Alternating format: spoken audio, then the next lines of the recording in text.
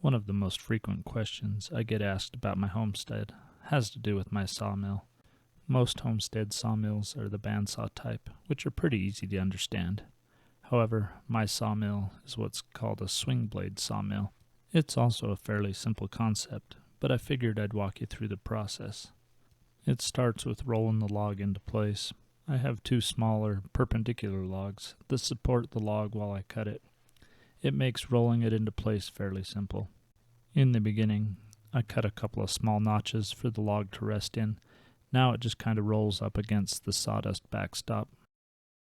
The next step is to square up the log with the sawmill. I do this by measuring from the center of the sawmill to the rails on both ends until they're roughly equal. This might take a couple of tries as I move it around, but once I have it where I want it, then I drive in wedges to keep the log from rolling. You can screw the wedges into place, but then you have to remember they're there when you get close to the bottom. If you don't, you'll be repairing a saw blade. Next, you want to lower the mill until it just barely touches the log on both ends of the log. This is one of those processes you kind of have to get a feel for, because if you cut too deep or too shallow on the top of the log, then it might limit the amount of lumber that you can get from a log. This first cut sets everything into place. It's also really important that the log doesn't move any time during this process. If the log moves, you'll end up with a bunch of boards that aren't square.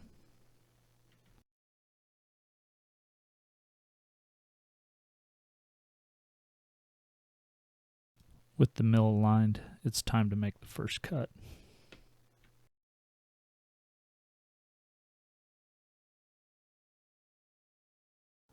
The lever you see me push down locks the saw blade into place.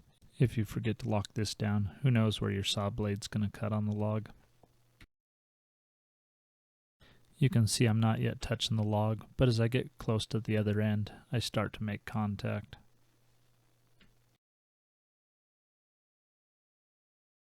Once I've made a vertical cut the whole length of the log, then I just swing the blade 90 degrees.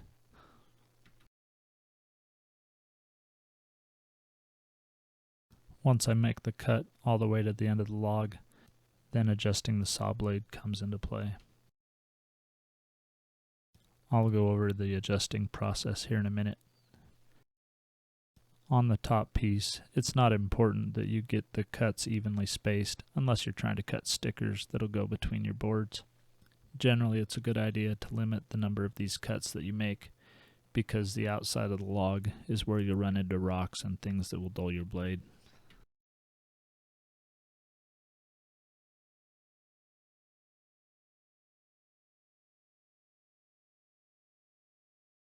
The last vertical cut should be on the outside of the log. Then, when you make the horizontal cut, this is the surface that all the rest of your cuts are based on. You don't want to mess this one up.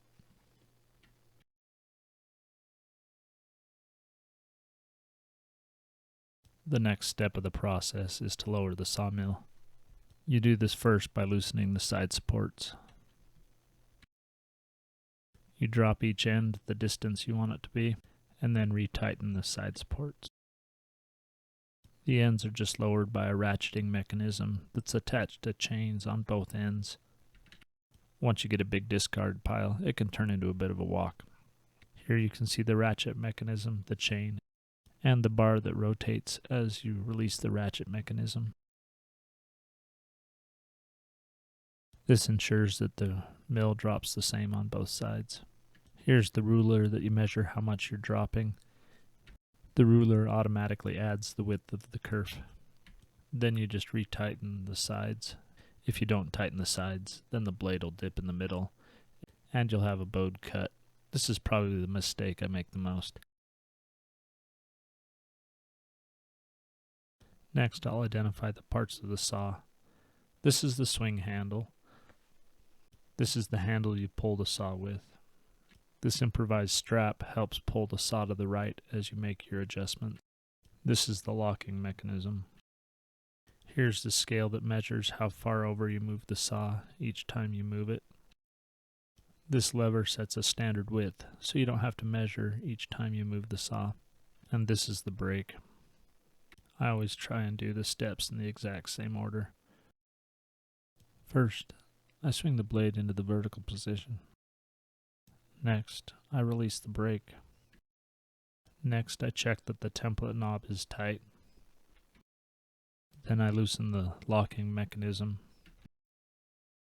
Then I grab the strap and pull it to the right, tight against the measuring device. Once it's tight against the measuring device, then I lock the blade into place. The final step before moving the blade is to reset the measuring mechanism so it's ready for the next cut. Here's my process in action.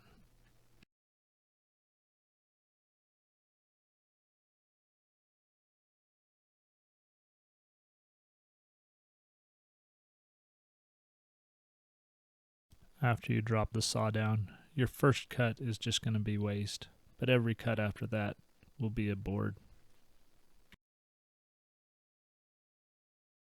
You'll pull the blade to the far end. Then once you get there, you'll swing it 90 degrees and then cut back the other direction.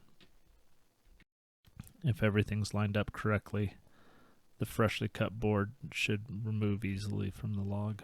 Occasionally it'll be a little stuck. When this happens, you got to be sure that you don't move the log trying to free it. Now you just repeat the process as you work your way down the log. I find I have the best luck if I'm very systematic in how I do things. If I'm not, I forget simple things. Forgetting simple things will cost you lumber. Best case scenario. Worst case scenario, it'll cost you a blade. Where you push on the saw really matters. I've found that when I'm in the horizontal position, the closer I can push to the center of the blade, the better the saw cuts. Otherwise, it kind of binds as it goes along. Eventually, you'll reach the end of usable lumber, and then you'll cut off one last waste piece. As you do this, you should have a growing stack of boards. Where you put this stack of boards really matters. I've got my stack of boards way too far, and that means I'm going to have to carry every single board I cut that entire distance. Once you get a row of boards, then you're going to have to put in stickers. These stickers help your lumber breathe as it dries. I just cut my stickers from the waste pieces of the log. The height of the stickers doesn't matter, but I cut all my stickers 3/4 of an inch wide. This makes sure that you don't warp the boards while you're drying them by having different sizes of stickers. Once you've completed a level, then you just drop the saw down and start the process all over again. As you cut into logs, you'll find that they each have their own character. One of the biggest lessons I've learned recently is that the log's going to give you the boards it wants to, not the boards you want. As you cut through the log, you relieve a lot of tensions and stresses that have been built into the log as it's grown. This means you got to keep a really careful eye out on the lumber you're cutting and make changes as quickly as possible. Eventually you get all the way through the log, then there's nothing to do but clean up the scrap pieces and the sawdust. There will be lots of sawdust.